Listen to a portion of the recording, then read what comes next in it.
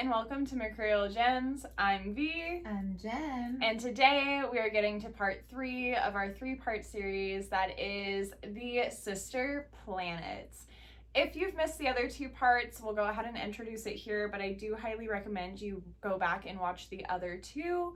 So basically what the sister planets are, you hear a lot in astrology about sister signs. So your sister signs are Aries and Libra, Taurus and Scorpio, Gemini and Sagittarius, Cancer and Capricorn, Leo and Aquarius, and then Virgo and Pisces. We're going to talk about these associations in correspondence to their planetary associations. So for example, Gemini is ruled by Mercury, and its sister sign Sagittarius is ruled by Jupiter. So we're going to talk about the polarity and the balance between Mercury and Jupiter, and so on and so forth. This can be very nuanced. This is an incredibly niche topic. So as always, pull up your birth chart so you can follow along at home. But we are just talking about the signs and the houses. We're not adding in your planets that are already in your birth chart. So when we talk about, say, Leo, we're looking for where Leo is in your chart and what house it is. And there can be a ton of added nuance if you have a bunch of planets there, but we're not looking at that part today. Jen, do you want to take it away? Yes. So in part 1, we discussed the Sun versus Uranus, which was Leo versus Aquarius. We also talked about the Moon, Cancer versus Capricorn. In part 2, we discussed Mars versus Venus, so Aries and Libra. And then we discussed Venus versus Pluto as Taurus versus Scorpio.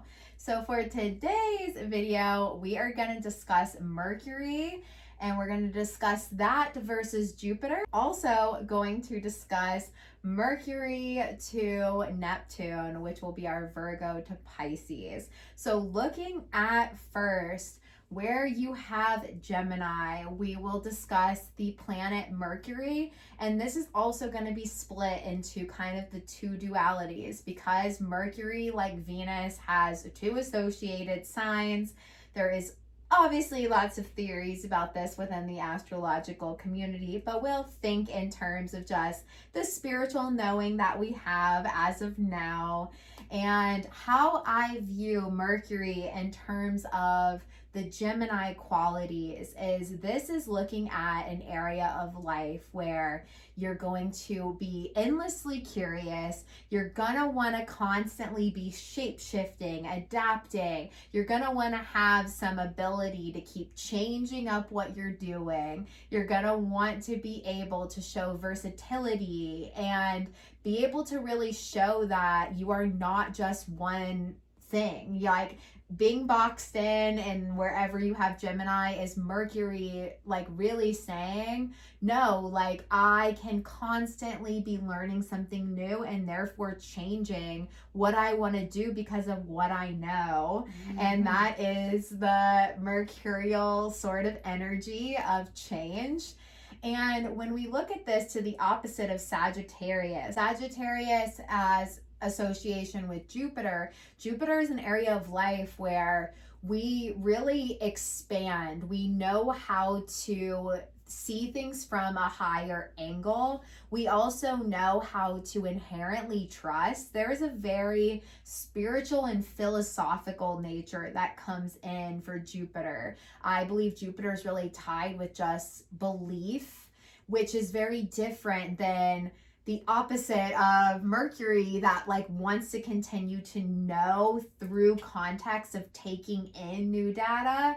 Jupiter is more of that understanding that like we won't get all the answers, that there is just like an inherent intuitive trust sometimes that goes deeper than what you're probably going to be able to weave and piece together.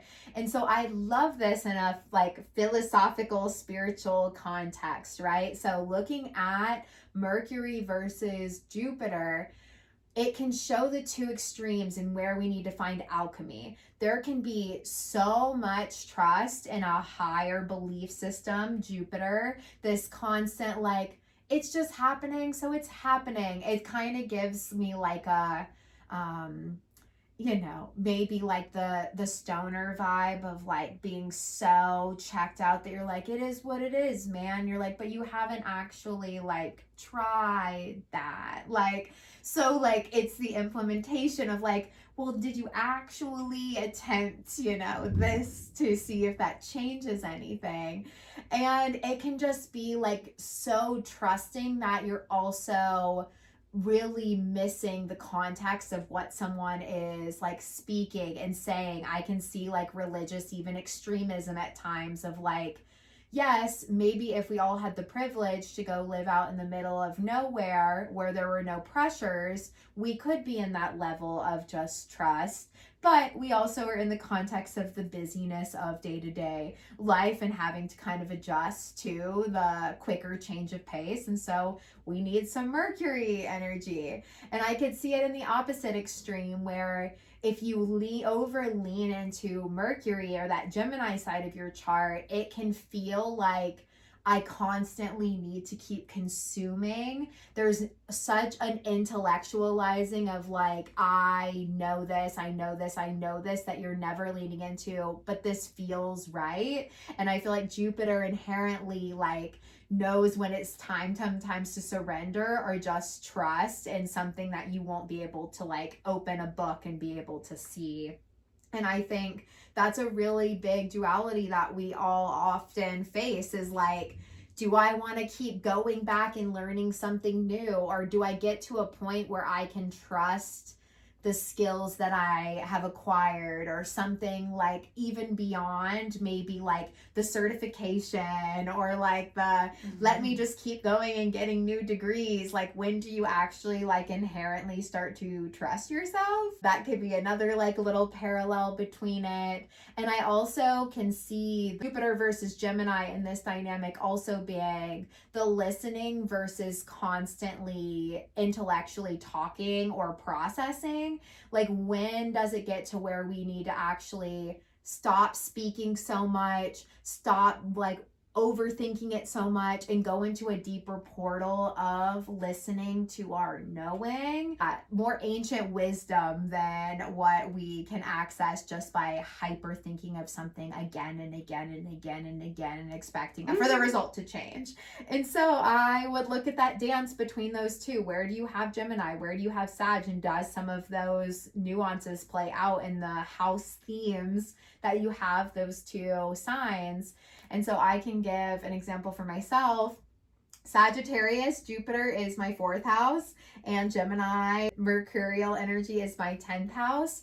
And I definitely feel like I have had to lean a lot more into opening up that Jupiter portal a little bit more for the 4th house of like trusting. I definitely went through a lot of moving and chasing and adjusting and changing jobs and like constantly going into Mercurial overdrive. And there definitely got to be a point where I needed to be able to pull some Jupiter energy for the opposite and like lean into just more trust and rooting down and trusting that like my path is going to be different than what I just can, I would just go so much into like, well, I have to do this. Like, this makes the most sense. Like, I have to keep working and doing this and doing this. And I did not let myself really have that deeper sense of rest and security and home and trust. Like,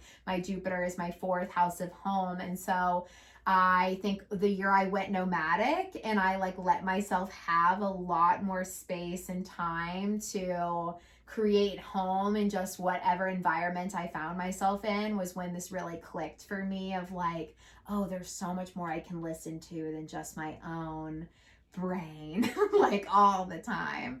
And so yeah, that's how that one's really played out for me. Yeah, for me, Gemini is in my 7th house of relationships. So, this is my partner. This is what I think about all the time. New perspectives through relationships, and not just physical partnerships, but business partnerships, friendships, really just relationships of all kind is really how I have like learned to gain different perspectives over time.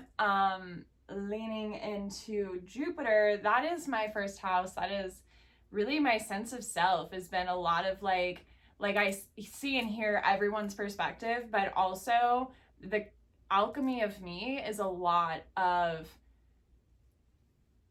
it's in the hands of the universe and I trust it, and when I don't trust it, stuff hits the fan, versus if I just lean into how it's supposed to be is how it will be, and knowing that wherever I land, whether it's exactly where I want it to be or somewhere in between, that there's going to be a reason I'm there. Yeah, You do this dance a lot, and I think you do a good job. Thank you. I really try.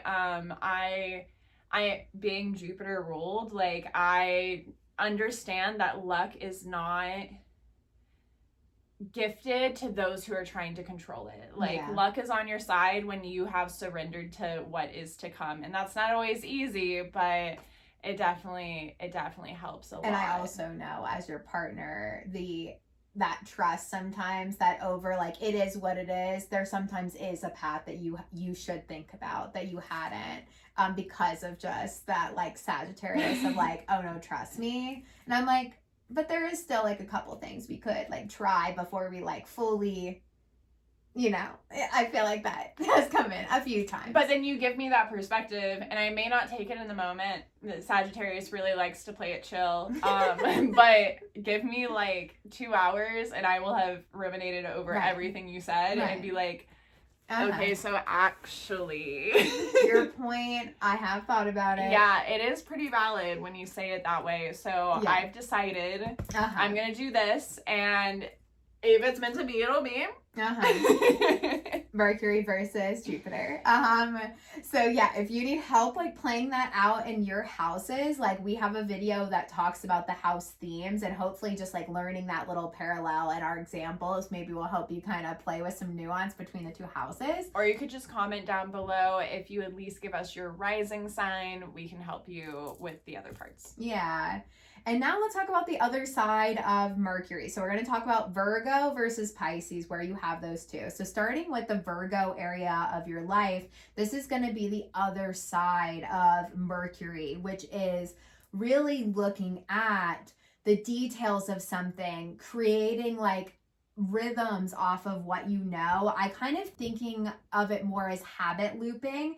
So when we talk, this is like such a big thing that gets discussed for well-being, is that the more you can habit loop things and it becomes more automatic in your brain, the less you have to stress about something. So when you turn something into a ritual where you are a routine rather, and you are like being able to function on things that your routines are actually helping to serve a lot of good for your overall well-being, you feel so much mentally better because you have those things in place. I also think the uptuning of being able to meet things with ritual is being able to come at it in this like very dropped in way, which is also like really what happens when we organize our time really well. We figure out what to prioritize. Like that is the other side of Mercury energy, is we do the busy thinking sometimes so that we can also then let some stuff go. It's not to constantly be holding on to detail. It's to create systems in place so that like that's why you keep journals and calendars. Like you can't hold all of that up in your head, but if you have things wrote down in journals, you brain dump it. Or I don't have to remember what I have to do for the next year. I have it wrote in my planner. Like this is where that Virgo other side of Mercurial energy comes in. Whatever area you have Virgo in your chart and that side of Mercurial energy, that's going to be that area that really needs that level of kind of scrutiny, I guess we can say, or more like detail-oriented nature. And then looking at the opposite, wherever we have Pisces is where we have Neptune. And so Neptune's influence is all about the mysticism, the dream, the knowing of oneness, the knowing of like imagination, and that like there is more than what meets the eye. There is more being sensed, felt. There are so many things that are unsaid that are just as important to feel into and to consider. So I love even the ties between Mercury and Jupiter and Mercury and Neptune, because they play a similar dance. But I do think the difference is when we get so hyper structured with our calendars, our journals, our routines, if we are doing a daily routine the same every single day, what's that going to do for the imagination, creative,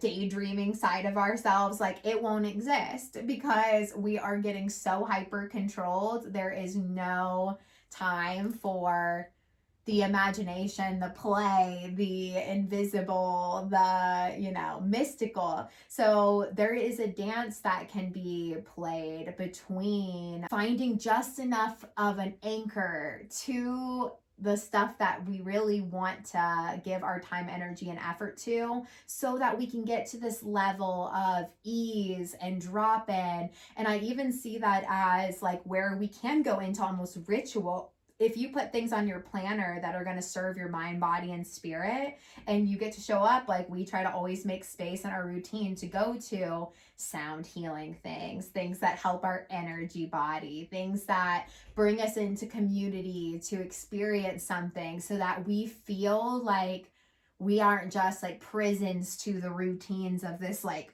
planet. Like, you need to feel that sense of like collective oneness and wholeness. But in these extremes, I also have seen people become so Neptunian that they can check out.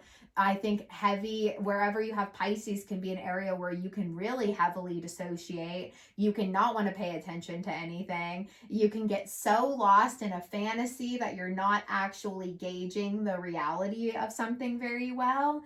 And that Pisces area is also where we can be at higher risk for using it almost in an addictive way to escape something, so that we don't have to pay attention on the opposite end. And so this is like the dance, and I think we really can see that like lived out in life so much for all of us. Like, we need some whimsy, but we also need some grounding. And this is like the dance, I think, between this side of Mercury and Neptune. Do you want to give your example first this time? Yeah, sure. I liked you were cooking over there. I was. Everything Jen says always hits, even if Sag doesn't want to admit it in the moment. So Pisces for me is in my 4th house, which is the bottom of my chart. That's like home, roots, security, family. Oh yeah. First of all, really funny, because speaking of family, my family has 27 Pisces in it. And that is my 4th house. Neptunian. But also that opposing my 10th house being Virgo, leading more into my public facing side of my chart, my career. I can present, like, I really have my shit together. Never forget I am Sagittarius ruled.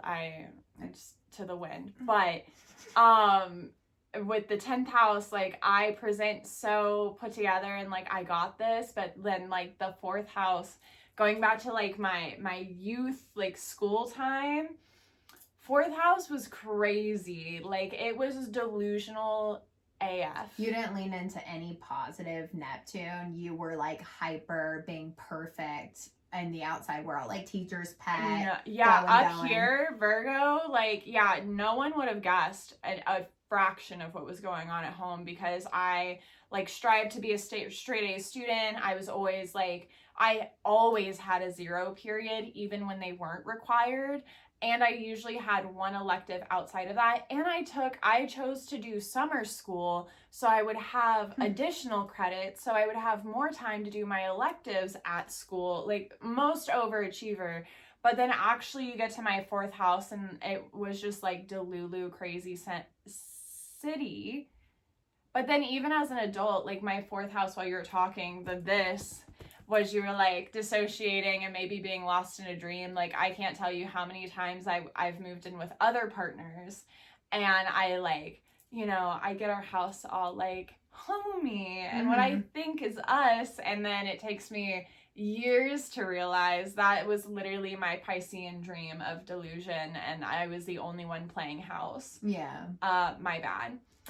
But then also with Virgo in the 10th house now, I love to be where I am and us running our business together. Like, Gemini has all of the brain, But then for me in the 10th house, like it's both Mercurial in two different fonts. So like she has all of the perspectives, and then my Virgo like notates everything. Like I can't tell you how many retreats we've been to where I hear her tell 3 or 4 people, oh, I'll send you this, I'll send you this. And then when you get so Mercurial though with working, you really do need that like dropped in home Neptune, like just I need to come home and Yeah. just not be, or maybe it's not be, but it's like be home and be able to like, let go. Yeah, not control the home environment. If it's a little chaotic for a little bit, like just let that happen, because I've done it so much up here. I need that hard reset. So yeah, it's an interesting balance, but I can see the Neptune of the 4th house and the structured Mercurial of the 10th for me, because my 10th does love a good structure, good like if I have a job that's like do these 10 things and I'm not even gonna like micromanage you, heaven. Absolute heaven. Yeah, so for me, Virgo, Mercurial is my 1st house, and I have 7th house, Pisces, and Neptunian energy. This has very much been the balance of self to my relationships and having to figure out like, first I was like building relationships off of who I thought I was. I had so much to still dive into. So a lot of my early on relationships were with addicts. So that Neptunian dissociation checkout, I loved to be with people that needed like more help that I could kind of get lost in and then not think about myself. Like that was like a really big extreme. But as I learned to start take care of the details of what I needed and to make sure I was making non-negotiable things that I had to do for me, a lot of those relationships would start having a lot more problem, and I'd wake up from that like hyper Neptunian fantasy of a relationship that wasn't really one I was in. And so I have had to go into the dance. I also think I've really gone hyper extreme into self and self-control, really being harsh on my body, really overthinking how I'm being perceived and looked at, like putting a lot of self-hate into making sure that I am like really caring about how people are perceiving me, to the point where I wasn't letting anyone actually know any bits of me on the relationship side. Like there was no Neptunian trust in merging in with another person because I was so controlled for self. Virgo perfectionism too. Like just look at me, don't look over there. Yeah, too far. And then and then Neptunian takes all your walls down. Like I had way too much self-control to let walls down for also some really hard periods of my life too. So I've definitely rode the dance between those two, and I think that's such a mirror for something that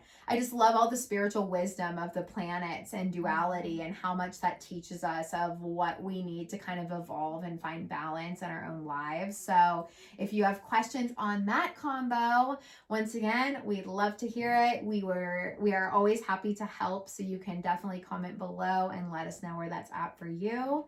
And we thank you for listening to another episode. If you want a reading or you want to learn more, you can see that linked, and we'll see you next time.